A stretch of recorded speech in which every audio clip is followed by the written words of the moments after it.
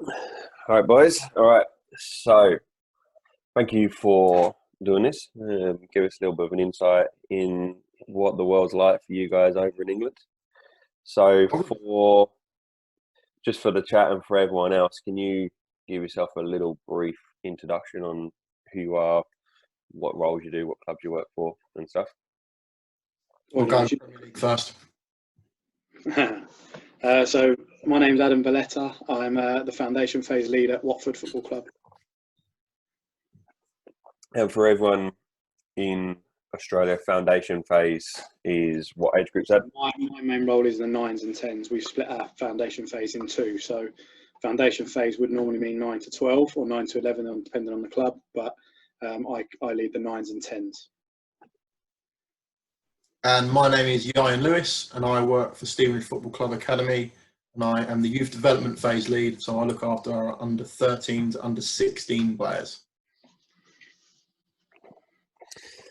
And then with that, do you just oversee those age groups? Do you actually coach hands on any of those teams?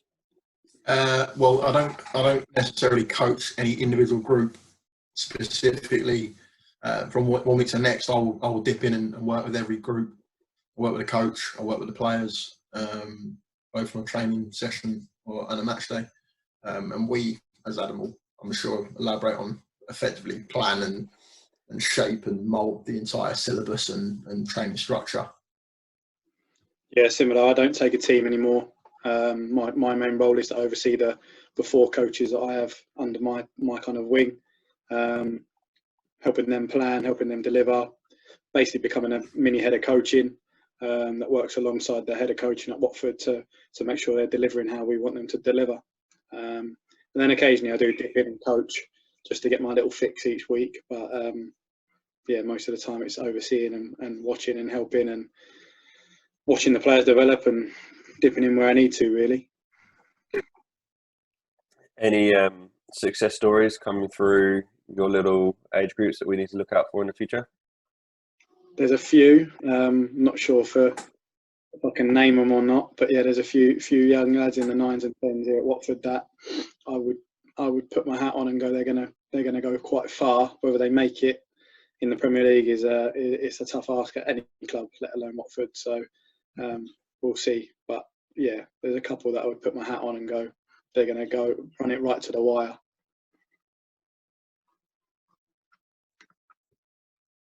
Going anyone your way? Well, obviously I'm a little bit closer to the first team, just age-wise, than Adam will be.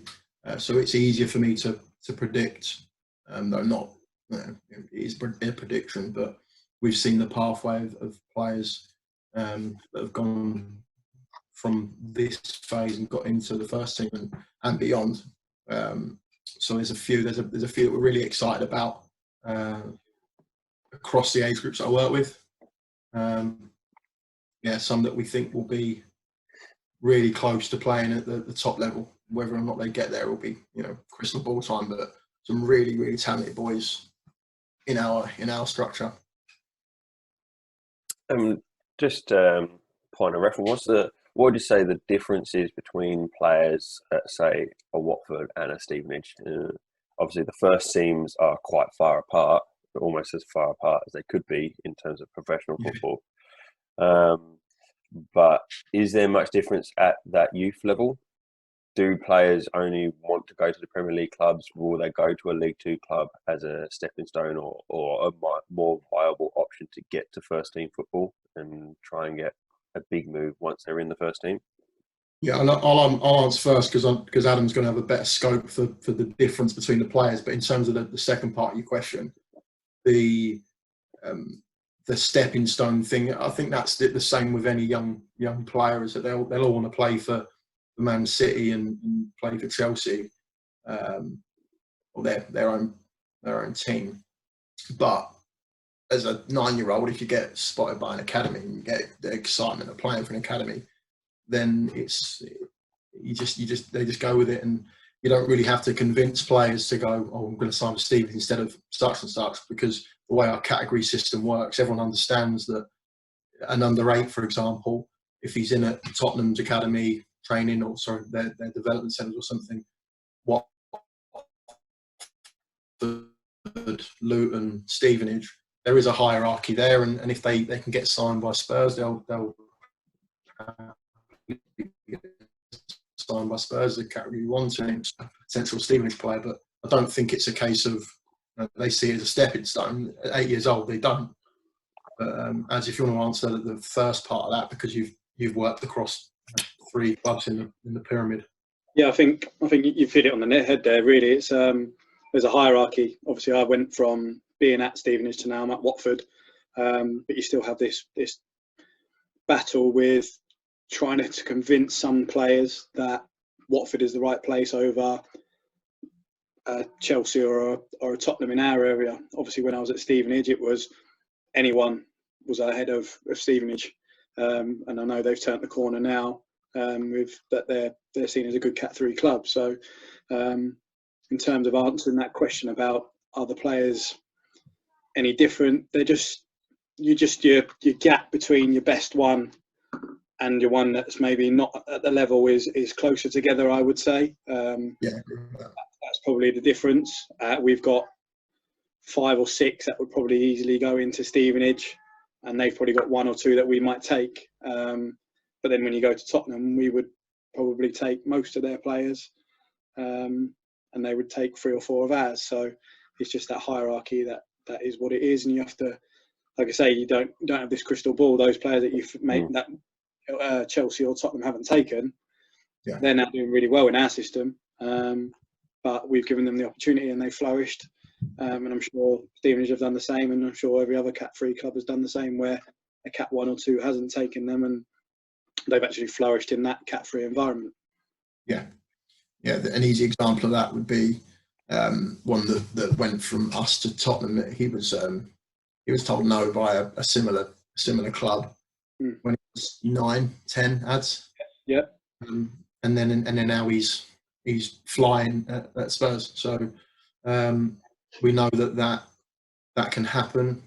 It's difficult, isn't it, to look at an 8-year-old child and go, you're going to get in the first team in a Premier League club, but you've got your measuring stick, and you hopefully make good choices.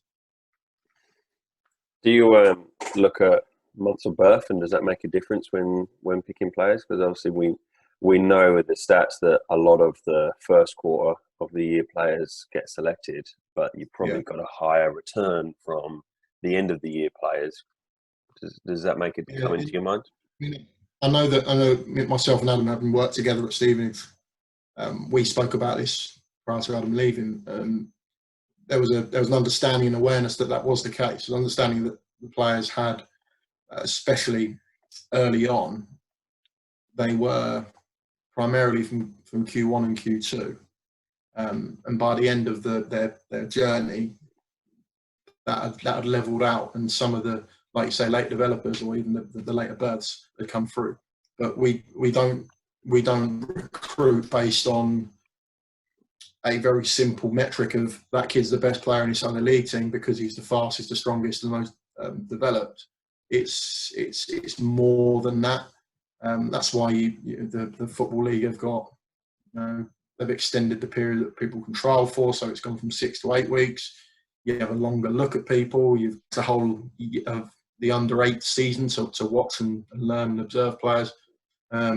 So you try. I think the game is changing and evolving to a point where that will stop being such a problem. But there's no denying it. If you start school as a in our country 4-year-old, and you're 4 years and 1 day old, and there's another kid who's 4 years and 364 days old, there's going to be a big difference. So that can have a massive impact by the time they get to 7, 8, 9 years old. It takes some time for that balance to shift. Yeah, I agree. It's just another bit that you add to your information about that player, isn't it? You take into account everything. Now, if he happens to come in and then you go, when's his birthday, and he happens to be an August birthday, but he happens to cope in the group, you might go, actually, he is 364 days behind some of our players, and he's coping really well. Give him a bit more time. It's just another bit of information that you've got about a player. That can help you make a decision that you think he is good enough or isn't good enough or needs more time. It's just extra information. I don't think you can use it as a tool and go, right, we're only going to recruit this type. There's arguments that you might run your development centre and go, right, we're only going to have late birthdays in it. If you have a development centre and go, right, we're there, that's all for our late developers, that's all for Q3 and Q4 players. But I don't think anyone runs their academy or their development centre that way. If you're good enough, you're good enough. That's as simple as that for most football clubs. But it is like an extra bit of information that you have about a player that helps you make a decision at the end of the day, and you use your knowledge and your expertise and your years of experience to go, I've seen something similar before, and then you go from there. Yeah, I agree. So how is current life over in England with the virus? How's that affecting your work and getting out on the park and things like that? For myself, we're still working from home. So we're having Zoom meetings like this twice a week as lead phases, and the management team, so the head of coaching and the academy manager. So it normally ends up being kind of 8 or 9 of us in a Zoom meeting for an hour or so, twice a week. And we're still trying to work from home. So our big project at the moment is streamlining our philosophy and our coaching manual, kind of to help our casual coaches. It's very dated. It's just lots of words on a page. We're trying to bring it to life a little bit so that it's easier to use, it's easier to find something. Let's say you're a new coach and you want to find what's our playing philosophy. It's easy to find, it's easy to remember. Whereas at the minute it would be probably a 3-page document that you then have to read and you probably wouldn't remember much of it. So that's our big project at the moment. We're also kind of trying to keep in contact with the players every day with videos or challenges. Just keep ourselves really ticking over, just so that we don't become stale and stagnant and bored. But home life itself, we're at home 23 hours of the day really. Myself and Amy and our little one. We're going out for an hour a day just for a walk. 23 hours of the day we're at home. And with the weather not being great at the minute, you can't even go and enjoy your garden. So it's different. Wouldn't say it's tough yet, but I think it's only going to get harder. Yeah, from our perspective, I'll talk about what we did, because as of yesterday we are majority of the academy and lots of academy staff throughout the country have been furloughed and given the opportunity by the government to effectively take 80% of everyone's salaries, and that's how they pay people. It's to save the football club, save the football clubs in our league, and pretty much across the country people are doing that. Even the big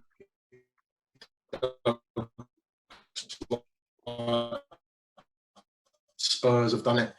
So we've been furloughed, which I'll talk about what we've done. So very similar to Adam in that we've been planning for next season. We've finished a big piece of work for our syllabus, our philosophy being streamlined. I'm going to use as well. That's what we've done as well in terms of making it a little bit more useful with what we've got to, and think that actually time-wise we're pretty much ready to go into a new season. There'll be loads of things to work on, but we're pretty good from that perspective. And then from a player perspective, we have produced programs for the players to conduct from home. Fully aware that some of them will have big gardens and lots of space, and others won't have a garden at all. And it's when they can go out and do their hour of exercise or so they can do anything. So we've given them opportunities to do things that are manageable. Our booklet, and if it's okay, I'll share something with you. It's just, I just want to give just an overview really of what we've sent them, as long as I can find it on here. Just let me know when this pops up and you can see it. Good to go? Yep. Yeah, so I'll just skim it really. Just we've set them a booklet that's talking about their priorities and how we don't want them to just think about football, and it's going to be about their home life and how they they plan their days, trying to keep their normality. Adam touched on the fact that we're at home 23 hours a day or so, and the parents must be going, doolally, some of them, because they've got maybe 3 or 4 kids at home. One of them's an aspiring footballer, and they've got nothing to do, or they're not able to balance their lives. So we've said to them, from a perspective of being holistic, is that make sure you plan your day out. What we're doing as a football club is giving you little bits and pieces to support you, but you're a family person, you're a student still. So we've put in place a bit of a booklet for them. So program, morning break and afternoon break, we've called it, so little bits for them to get on with. And then this is they've got analysis tasks, they've got different challenges that they're sending videos in, keepy ups, playing with their siblings, and they're looking to sort of send stuff across to us. So that's what we've given them. It was due because we only decided as a football club to do what we've done at the start of this week. It was due to be updated every week, but we've just gone with a blanket, really. This is something that we'd like you to do and continue to share, and it will be shared with our academy manager over the next however many weeks. In terms of home life, it's timing wise has been perfect for me. Little one's only 4 and a bit months old, so I get to spend lots of time with her, which, as you know, working in football is an absolute luxury.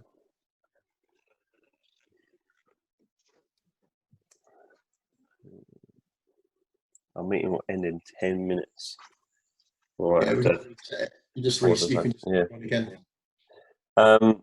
How's it affected grassroots football? Because we've spoken a lot about the pro levels at the moment. How's that really affected just your local team down the park from your viewpoints? Where it's just stopped. Yeah. I actually play still, believe it or not. Step, can't remember. Step rubbish. I love it. It's wicked. But yeah, I'm quite a few level 5, I think it is. Step 5. So everything from 3 downwards has been canned, with every single result being expunged. And I think 100 or so signatures have gone to the Football League or to the governing body of our leagues to say we don't want that to happen, because there are teams who are like 10 points clear at the top of their level, looking to get promoted and go up a level, and they can't. So just from my perspective as a player in the men's game, that's affected it completely, gone, done. And I'm pretty sure that's the same. Well, it is the same for kids. So from a grassroots point of view, I can't imagine there'll be lots of clubs doing the level of work that Premier League and Down are doing with their academy players. But you sort of hope that those kids are still being engaged in some way. Technology's come a long, long way, and we're able to have live training sessions and things like that we've seen online. How do you think the season will play out? Do you think that you will get back on the park? Do you think that it will just be academy wise or Premier League wise? Academy wise, I think the academy season will be done, because we're due to end mid-May anyway, and I can't see anything restarting at the end of this month. So yeah, I think the academy season will be done. The Premier League season, I think they'll find some way to get it ended. Purely just because I think the TV rights, they can't afford not to finish the season. But what that solution is, I know there's a big Premier League meeting at some point this week to discuss how a couple of their ideas. But I don't think any of their ideas to date, from my understanding, has been, do we just scrap the season and null and void all the results to date? I don't think anyone's kind of given that option yet. I think there's 5 or 6 other options. But yeah, I think that will get finished at some point, as will most of the EFL leagues as well. But yeah, I think the academy season will be done.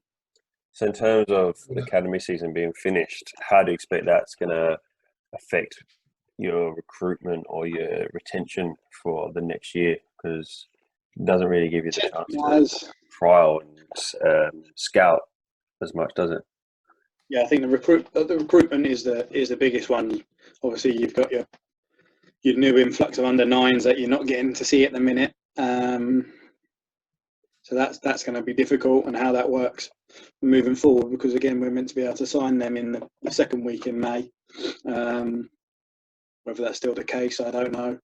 You're not going to be able to, at this stage of time, we're not going to even be able to meet them to get their paperwork signed and sent away. But then in terms of retain release process, it is a difficult one, because players are going to miss the best part of 8 weeks. Yeah, it's a difficult one because you can't.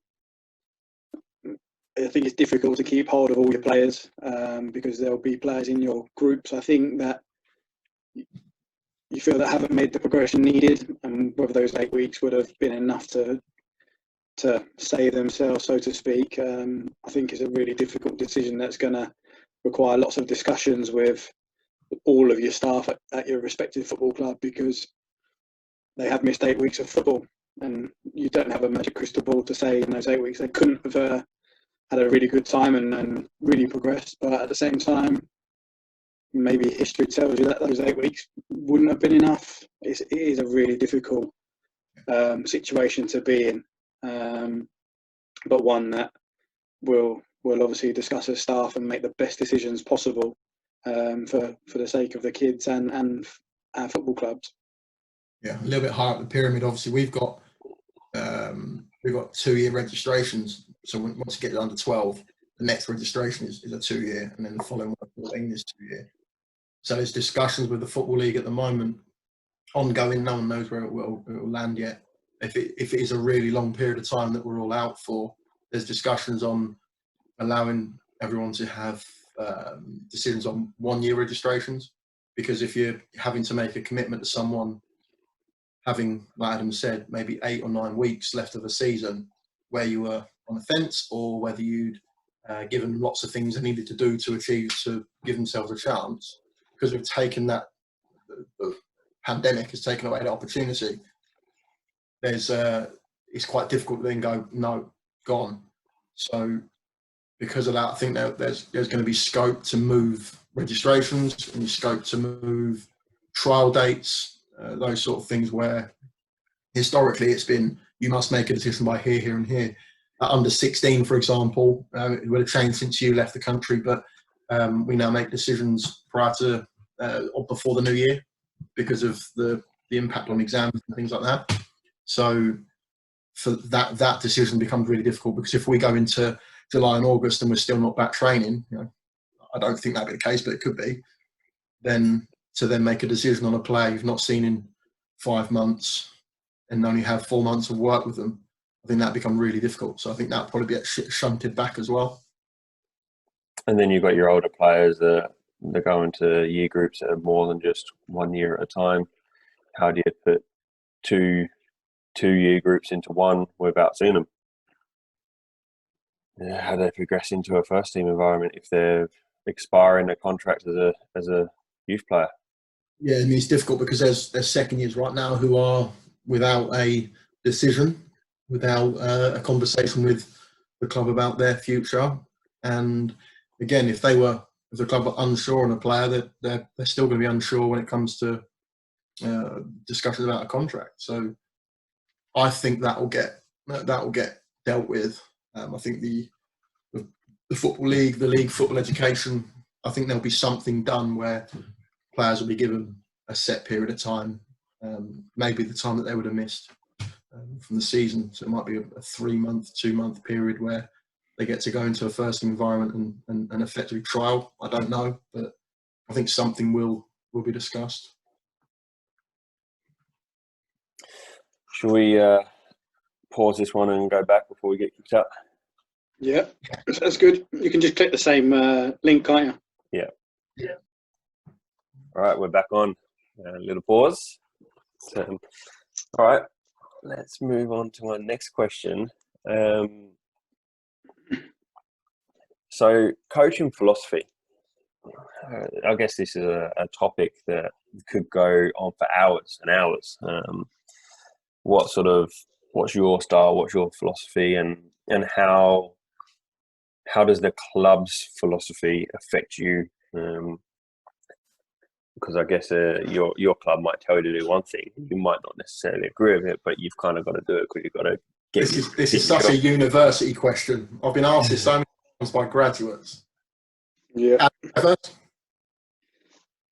I think if you don't believe in your club's philosophy, you shouldn't be at that football club. I think that, for me, that's a big thing, because I think if you don't believe in it, then at some point you're going to deviate and you're going to send mixed messages to your players. So for me, you should join a club that you believe in that philosophy, or you can have an impact in shaping that philosophy.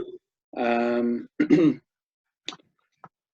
for me, that's probably one of the most important things, is being able to be involved in the shaping of it. And if you're not involved in the shaping of it, and you're a casual coach, or you're not someone that can impact it, making sure that you believe in it and that you put your heart and soul into making sure that you deliver it the way that your club want you to deliver it. Guys? So having been at, just a question for you, I suppose, having been at the club for a while now, do you feel like you're in a position now to influence philosophy and coaching style? I feel that at our football club, it's not a dictatorship for sure. It is one that's open to discussion. Obviously, someone at some point has to make the final decision and rubber stamp it. But we do have a big impact in being able to help shape and mould what we're delivering, and that helps us all to believe in it. Obviously, with us having 4 lead phases, it's important that we all sing off the same hymn sheet, because it's not like you, for example, guys, where there's only 2 of you in the academy from 9 to 16. There's 4 of us. So if we're not singing off the same hymn sheet, there's a lot of room where it can go wrong. So we're all involved in the shaping of it. We all believe in it, and we have some really good people above us that obviously rubber stamp it as well, but are keen to keep us involved in the moulding of it. Yeah, I think that rings true for us as well. In that, even as we speak, we've just shared with our part-time coaches our new syllabus structure and how that's going to impact sessions. That was designed by the lead phases, so not just myself and Jimmy, who's the foundation phase, but also with the PDP as well. So the professional development phase, who works with the scholars. So we collaborated on it, rubber stamped by the academy manager, but we've had an opportunity to do that. Even prior to this season, our head of coaching was very, very good at delving into our knowledge base and our thought processes and sharing, instead of it being a dictatorship, instead of it being, this is what we're going to do. But yeah, in terms of our philosophy, it's quite simple. It's not really deviated too much from what we were as a burgeoning academy in the first years of its inception, in that we want kids who work hard, good people, and now we're starting to see the development technically, tactically, socially, etc. that happens over time. I think our philosophy has evolved with that, and it has to, because Adam was involved in the change at the foundation phase 2 seasons ago, where we went from it being 2 seasons. So went from being about hard work, graft, press high, that sort of thing, and it evolved and became very technically based. And I think we've probably found a little bit of a meeting ground between the 2 now, where there's still that emphasis on technique and quality on the ball, but not going too far away from the values of the football club. So yeah, we're really fortunate as well in that we effectively shape our philosophy. And how does the club philosophy affect your coaching styles? Do you have to, more so, I guess, for you, Ian, in that, does your coaching and your coaches have to reflect more of what the first team coach would be like? Well, we've had 4 managers this season, so it would be difficult to continually. Which is part of my question on that. What's your philosophy? What's your name again? No, it's been really challenging this year with the first team, obviously with the changes at the first team level, the results and where we get positioned in the table. But we are protected from that from a coaching point of view, partially because the first team are very, very much fighting for their lives, but also because historically the academy have done so well in getting players into the first team. It's almost a case of keep doing what you're doing, and the academy managers are allowed to shield us from stuff that maybe happens at other clubs. So if you work at Man City, for example, every player in the academy is playing towards a philosophy that the first team embed, and that isn't the case for us. It may or may not be the case for lots of teams, but we don't have to play like the first team because no one really knows what the first team does, simply because they've had such a challenging season. So our teams will gradually get closer, and I know it's a question we'll be asking later, but get closer to being about winning and performance as opposed to development and performance. So they have that gradual progression into winning football as opposed to just playing for development's sake. Ads? Yeah, well, obviously we're in a similar position. We've had a number of managers this season, so similar. So I think a lot of first teams are like that. Well, academies are like that. You can't mould yourself around your first team unless you know there's going to be some longevity around your first team manager, which is unheard of at most levels, let alone the Premier League. So ours isn't one based around the first team. It's one about just making sure that the players, as they get older, are able to adapt to playing in different systems, different formations, under different types of people, because there's not one set type of manager. There's going to be lots of different types. So our coaching reflects that. Lots of different methods are used, lots of formations are used, so that players are adaptable, because that's the game that they're going to go into.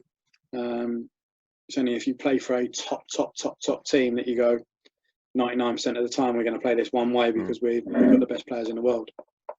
So yeah, you only have to look at Watford, for example, where they are in the league at the moment. They have to be adaptable to the team that they're playing, and find a way and a solution to beat that team. So if we only develop players that can only play 4-4-2, for example, then straight away we're setting them up to fail. So yeah, our philosophy is one that is very adaptable in itself, and teaches the players to play in lots of different ways. So I guess Jan touched on it just then as well. Winning or learning, what's more important? How does that differ? Because I'm sure many coaches that, particularly here in Australia or even across the world, will say that they've got to learn how to win. And what does that mean? We don't go out on a Saturday to intentionally try and lose a game, but what's the overall picture, and how does that change for you guys in your roles? Yeah, I think because we work in different phases, I think it does change. It is probably a gradual change. I think something that the Premier League and subsequently the Football League have started to do is realise that learning how to win and actually being competitive is really beneficial. And they've added lots of tournaments, festivals, and opportunities for clubs to compete. And it might just be for a day, one every 3 months or something. But we have festivals with the Football League, and Adam's groups are lucky enough to be exposed to some fantastic events with the Premier League. So I think the whole academy way of doing things is changing as well, more closer to what you're referring to, in that winning is important, competing is important, learning how to win and lose, and recognising that, like Adam referred to before, you can't just play your own philosophy. You might have to adapt and evolve. So I think it is changing from a perspective of an under 16 player. So if I'm working on under 16, he's potentially only 6 months away from making his first team debut. So they have to get to a point where they understand what winning and losing looks like and feels like, and how to avoid defeat, how to ride the momentum, how to slow a game down. We don't necessarily teach those things, but we expose them to opportunities. When they're playing 18s, they're effectively looking to win a league or win a cup or get as far as they can in youth cup. Obviously, it's probably slightly different. Well, it might be quite a lot different with Adam as the U19s coach at Watford, but I think winning is becoming more important again in this country.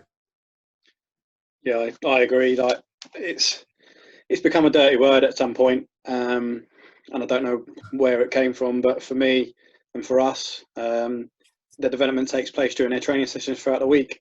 Then their match day is about using what they've learned or what they have learned throughout the course of the season to win a game of football. Now, if that means they have to use something they've learned 6 months ago, then they use that to try and win the game. If that means we have to be adaptable on the day and go, this problem is causing us issues, can they learn and develop on the day to still win the game? So for us, winning it's not the be all and end all. We're not going to take our player that's maybe struggling off and put the player that's scored 5 goals already back on the pitch. We aren't going to go to that length to win the game, but what we are going to try and do is go, right, this problem is causing us an issue.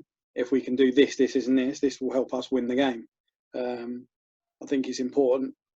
The players want to win anyway. It doesn't matter whether they're 9 or 16, they want to win. And our jobs as coaches is to help them understand how to win those games of football with their development alongside it. So for us, winning is still part of it.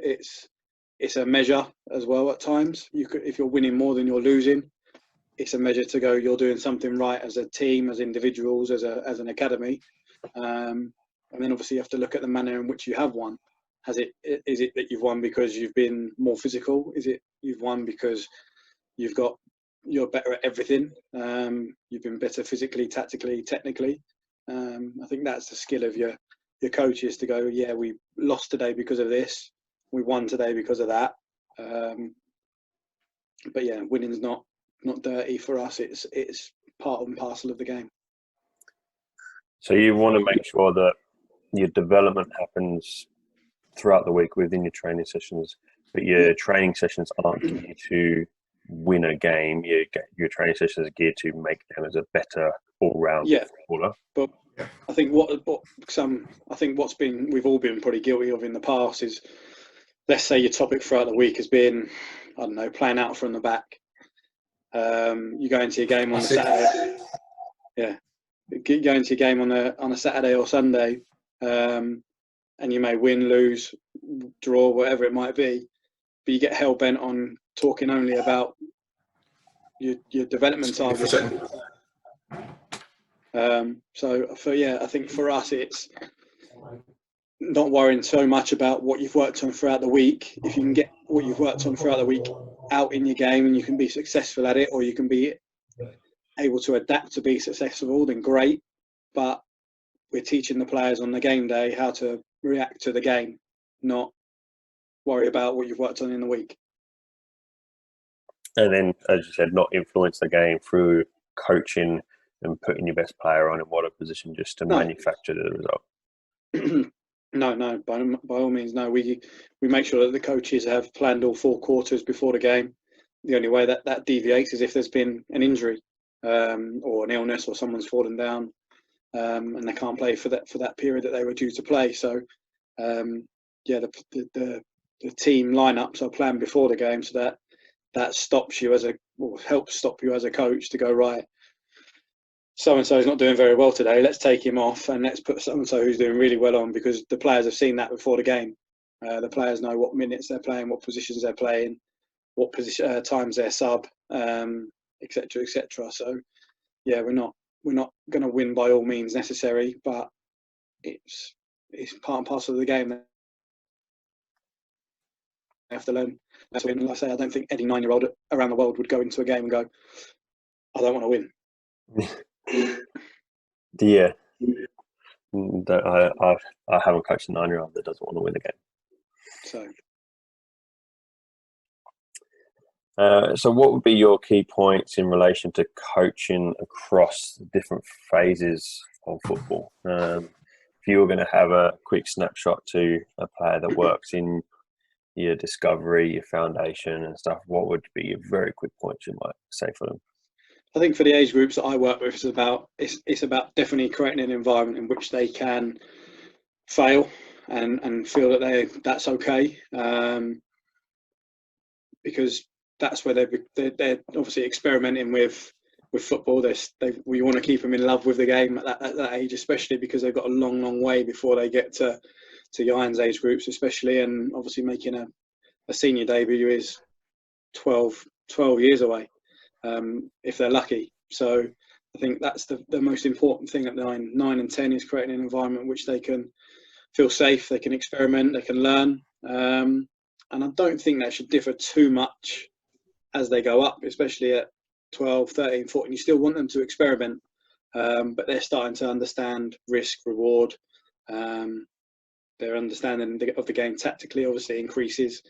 But yeah, at 9 and 10, it's the environment. It's teaching them the basics, letting them develop technically more than tactically, I think, and letting them just develop physically at their own pace. Yeah, I think that Adam's been able in his career to work across the age groups. I've been worked with under 18s at Luton and working across age groups at Stevenage and at Watford for a short time as well. So I know that he would have seen that progression and how it changes. I think that football's fun, and I think that sometimes we forget that. And I've been guilty of that in the past, and I'm very, very serious of under 13s, for example, because they're now in my phase and they're now working towards a professional career when they get to under 16. But even in under 18 football, the training sessions, the camaraderie is really important. Football is fun, and I think that that should be a common thread throughout their careers, is that it's enjoyable. And we're very fortunate in our club to have the ex-captain of the football club as one of our under 18 coaches, and he brings the same energy every day that he did as a player with the coaching that he does, and it's just fun. He works incredibly hard, and he's technically and tactically very, very good. But the main focus for him is that football should be a passion and enjoy it every day and come to work with a big smile on your face. So I think that's important. That we talk about football being fun as kids, but I'm playing as an adult and I still really enjoy it. I know that first team players are doing the same thing, that you have to enjoy it. So I think that would be the thing. Is it does get more serious. It does have to get more serious, because someone at some point is going to put money in someone's pocket if they're going to be a professional athlete. So it does get more serious, but the fun element has to stay the same. It's probably the reason why we all got involved in it, right? Because we enjoyed it. Of course. Yeah. Yeah. And I didn't want to start uni. That's true. So nearly getting to the end, what would your advice be for Hills football coaches over here in this current time that we're probably a couple of weeks behind the virus in the UK? So it's probably going to be a few more weeks for us before we can even think about getting on the park. You're probably a couple of weeks ahead of us. So what would your advice be for coaches that are getting bored and frustrated and ready to go? I think use the time I think use the time to develop, whether that's watching some of the online training that lots of one-to-one coaches are putting on kind of online sessions, because obviously they're trying to keep their income coming in terms of they know that kids are at home, they need an activity to do. They can put on a session for half an hour, whatever it might be, and some of them I've watched have been excellent. So that's developed my own kind of understanding of one-to-one coaching, but also developing ball manipulation. There's different sessions that I've picked up from them. There's been lots of webinars from various companies as well, similar to what we're doing now, that I've again joint, so that I'm learning something, I'm listening to something different, I'm part of different discussions. Again, just provokes thought. So yeah, my advice would be use it wisely to develop, because you're probably never going to have this much time on your hands again. So use it to the best of your ability, really. Obviously, it's a little bit different for me and Jan, because we've got young children that we're looking after as well, and I know you have as well, Dan. So you've got to obviously weigh things up, but you can have a lot of time to yourself. So use it. Yeah, I'd agree. I think it's really important to learn, and if you can go and do courses online or webinars, the FA over here are very good in that respect. They've put quite a few on already. And if you're able to get contact with players, i.e. via a Zoom call or just via a YouTube channel or Twitter, whatever it might be, then try stuff, practice. I set challenges last week, just tricks that I've been able to do my whole life, and ask our players to try them, and the stuff that comes back is fantastic. Like we're going to create, or we create every week a video from all the stuff that comes back, and it's hard to fit it into one Twitter video because of how many players engage with it. And we're hoping by the end of the whole pandemic to have a video that will roll all the way through a training night. Just have constant, so whenever a parent's in a coffee area, they can look up, see their son doing tricks, and seeing every other kid in the academy doing stuff, because we've engaged them in that way, and that's how they've reciprocated. Enjoy trying new things, because I said it to my colleague at Stevenage today. We'll be better coaches for this period because we've got to do things differently. And if you always do the same things, you're going to have the same result. So for us to get better, we have to evolve and adapt. So enjoy trying stuff, but at the same time, work on yourself. So it might be something outside of your comfort zone. So I know that one of my friends is a teacher.